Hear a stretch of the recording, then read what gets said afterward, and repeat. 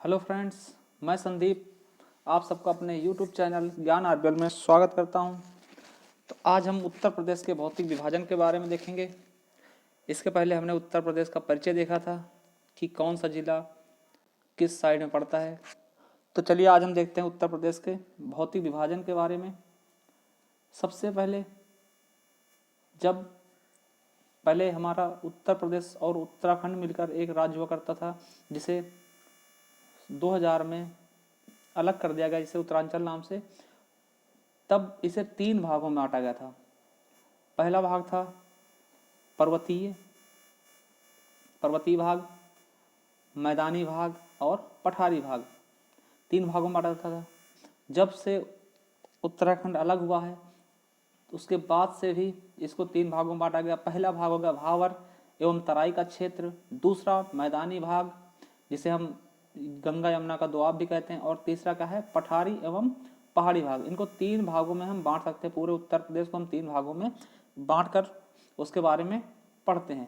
तो चलिए हम देखते हैं कौन से भाग किस क्षेत्र में पड़ते हैं और किस तरीके से। अगर हम देखते हैं तो ये हमारे क्या है उत्तर प्रदेश का एक मैप है जिसको हमने बनाया है।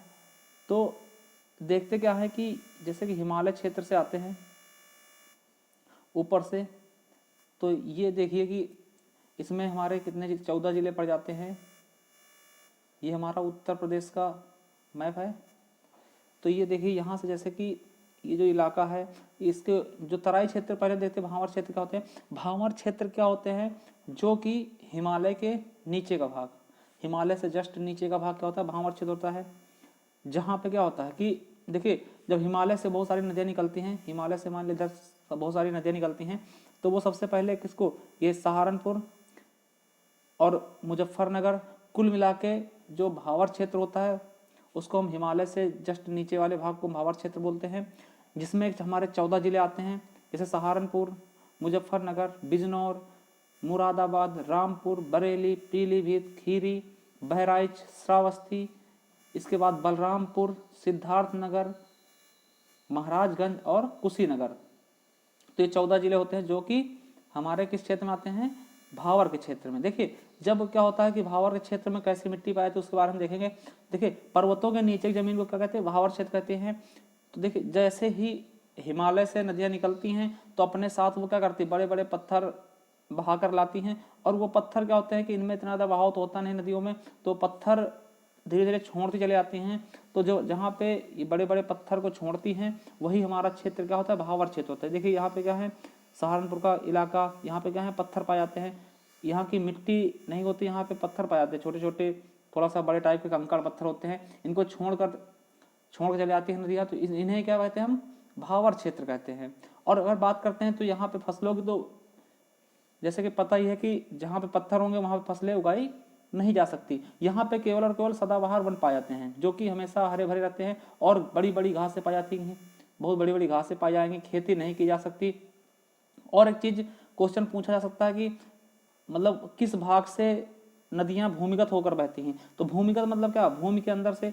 तो कहने का मतलब भूमि के अंदर से नहीं, कहने का मतलब क्या है कि जब इसी भाग से, भावर क्षेत्र से, क्योंकि पत्थर बहुत बड़े होते हैं तो पत्थरों के बीच से निकलती हुई नदियाँ जाती हैं। जैसे पता चलता है कि नदियाँ क्या ज़मीन के अंदर से निकल रही हैं।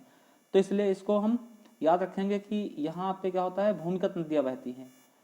जब उसके थोड़ा सा आगे और आते हैं, हल्का सा आगे, और एक चीज़ याद रखेंगे कि ये इस साइड में बड़ा होता है, इस साइड में ज़्यादा एरिया होता है उसका, धीरे धीरे धीरे पतला होता जाता है।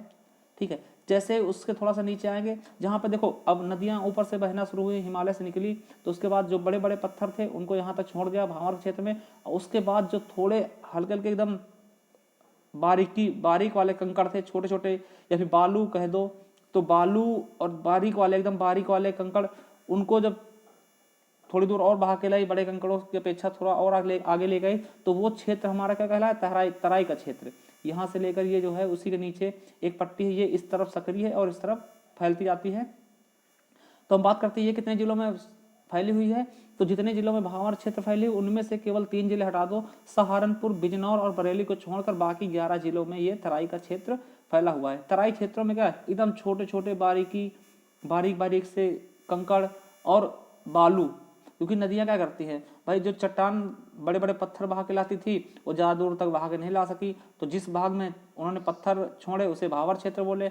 अब उसके जैसे थोड़ा सा नीचे आगे आया वहाँ पे छोटे छोटे कंकड़ बहा के लेके आई नदियाँ, और बालू साथ में लेके आए, तो उसे हम क्या बोलते हैं, तराई का क्षेत्र। और याद रखेंगे ये तराई के क्षेत्र में सबसे अच्छी फसल गन्ना और धान, याद रखेंगे गन्ना और धान इस तराई के क्षेत्र में बहुत ही मात्रा में होती है। ठीक, गन्ना और धान, तो गन्ना और धान की खेती कहाँ पे होती है, तराई के क्षेत्र में। और जब बात करते हैं यहाँ की मिट्टी कैसी है, तो यहाँ की भूमि कैसी है, यहाँ की मिट्टी कैसी है, तो बात करते हैं तो देखो नदियों द्वारा बहाकर लाए गए बारीक कंकड़ था बालू और पानी की अधिकता के कारण यहाँ गन्ने और धान की खेती होती है, जैसा कि हमने बताया है। और क्या होता है, यहाँ समतल होती है और यहाँ पे पानी की मात्रा अधिक होती है, इसलिए यहाँ भूमि क्या होती है, नम होती है, दलदली होती है, हल्का दलदल जैसा होता है, तो इसलिए यहाँ पे गन्ना और धान की खेती बहुत अच्छे से की जा सकती है। तो याद रखना तराई के क्षेत्रों में किसकी खेती होगी, धान और गन्ने की। ठीक है, अब बात करते हैं, देखिए एक ही चीज़ है, ये दोनों को एक ही में बांटा गया, भांवर एवं तराई के क्षेत्र। तो भांवर क्षेत्र में याद रखेंगे क्योंकि यहाँ पे भाई बड़े बड़े कंकड़ पाए जाते हैं, इसलिए यहाँ पे खेती नहीं की जा सकती, यहाँ पे जंगल पाए जाते हैं, सदाबहार वन पाए जाते हैं। और मैदानी जो तराई क्षेत्र है उसमें हम धान या फिर गन्ने की खेती कर सकते हैं। चलिए, अब उसके बाद क्या होता है, जो ये इलाका पड़ता है भाई, नदियाँ बहा के लाई, वहाँ से कंकड़ पत्थर छोड़ के, पहले कंकड़ यहाँ पे छोड़ा, ठीक, तो ये क्या कहलाया हमारा भावर का क्षेत्र। इसके बाद जो बालू हुए छोटे छोटे वो क्या हुए, बालू वो हमारा तराई क्षेत्र हो गया। उसके बाद ये कुछ मैदानी क्षेत्र हुआ, जैसे ये हम देखते हैं ये मैदानी क्षेत्र है, इसके बाद ये पूरा मैदानी क्षेत्र है, उत्तर का मैदानी क्षेत्र जहाँ पे गंगा यमुना नदियों द्वारा बहा के लाया गया। सारा क्या है, ये जो हमारा दिख रहा है इस तरह से, ये पूरा का पूरा यहाँ तक मैदानी क्षेत्र ही है।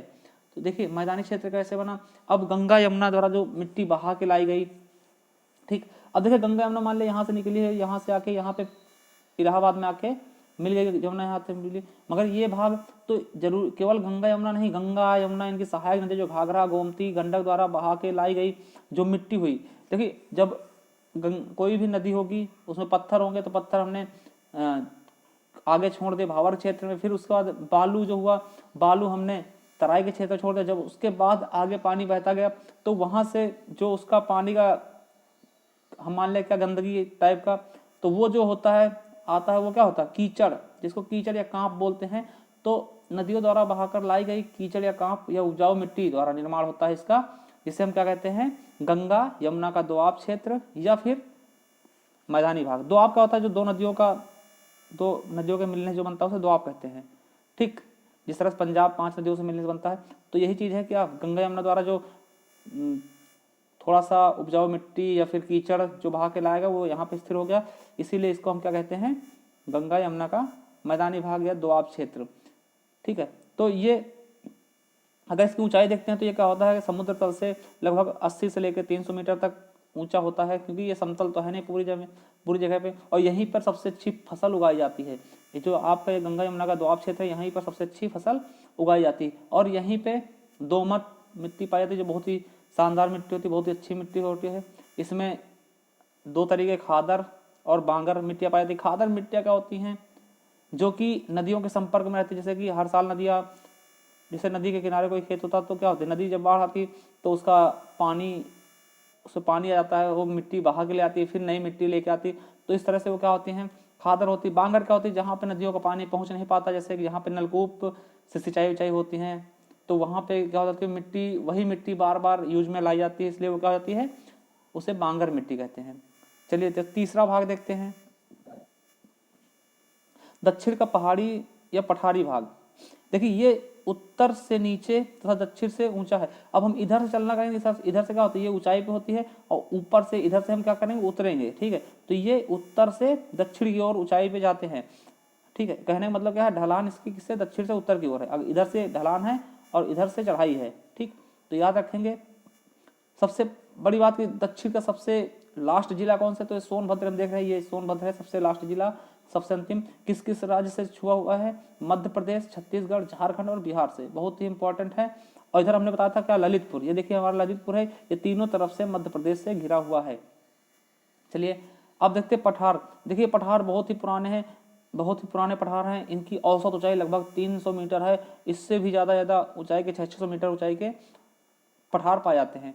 ये देखिए, ये जो है दक्षिण का पठार भाग है, इसमें हमारा ललितपुर आ जाता है, झांसी, हमीरपुर, महोबा, बांदा, चित्रकूट, कौशाम्बी, इलाहाबाद का दक्षिणतम क्षेत्र, मिर्जापुर, चंदौली, सोनभद्र, ऐसे जिले आ जाते हैं लगभग। तो यहाँ पे ज़्यादा कुछ होता तो है नहीं। मोटे अनाज जिनमें पानी की आवश्यकता कम होती है, उस प्रकार के अनाजों का यहाँ पे उपजाया जा सकता है ना। तो ऐसी चीज़ें यहाँ पे बोई जाती। हालांकि यहाँ पे नदियाँ तो होती है, जैसे सिंध हो गया, चंबल हो गया, केन, बेतवा, सोन, टोंक नदी, मगर इनमें ज़्यादा सा पानी तो होता नहीं है, ये खुद ही सूख जाती हैं। तो इसलिए यहाँ पे ज़्यादा कोई पानी का स्रोत रहता नहीं है, ये सूखे क्षेत्र हैं। अब बात करते, देखो ये जो दक्षिणम क्षेत्र है, इस पे क्या है, इसी के साथ में दक्कन का पहाड़ भी लगा हुआ है, दक्कन का पठार, और विंध्य की पहाड़ियाँ भी इसी से लगती हैं। तो मध्य प्रदेश से जब जाओगे इधर से, तो यहाँ दक्कन का पठार पड़ेगा, उसके बाद हमारा ये यूपी शुरुआत होती है। तो यहाँ पे कई प्रकार की मिट्टियाँ पाई जाती हैं, जिसमें चना हो गया, इस तरह से मोटे अनाज ज़्यादातर यहीं पर उगाते हैं। नींबू हो गया, मोटे अनाज, पान की खेती जैसे कि बांदा और महोबा में बहुत अच्छे मात्रा में होती है। तो आई होप आपको पसंद आया होगा हमारा ये वीडियो। तो एक बार दोबारा से देखते हैं।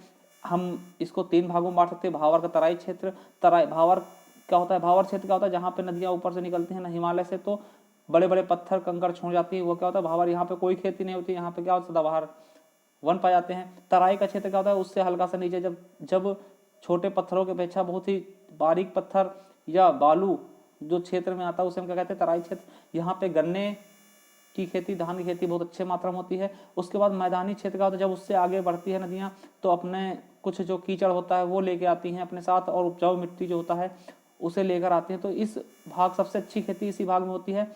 तो इसे हम गंगा यमुना का दोआब भी बोलते हैं, और भी नदियाँ इसमें सहयोग करती हैं। ठीक है। और पहाड़ी क्षेत्र का होता है, यह सबसे दक्षिण पाया जाता है। सोनभद्र, महोबा, झांसी, इस तरह से चित्रकूट वहाँ पे पाया जाता है पहाड़ी क्षेत्र। यहाँ पे मोटे अनाज की उपज ज़्यादा होती है, और यहाँ की जो ज़मीन होती है वो हल्का शुष्क पाई जाती है। शुष्क मतलब कि इसमें नमी बहुत कम होती है। तो चलिए, अगर आपको हमारा वीडियो पसंद आया तो लाइक करें, सब्सक्राइब करें चैनल को, और बेल आइकन जरूर प्रेस करें, जिससे कि आने वाले वीडियो के नोटिफिकेशन आपको आसानी से पहुंच सकें। धन्यवाद।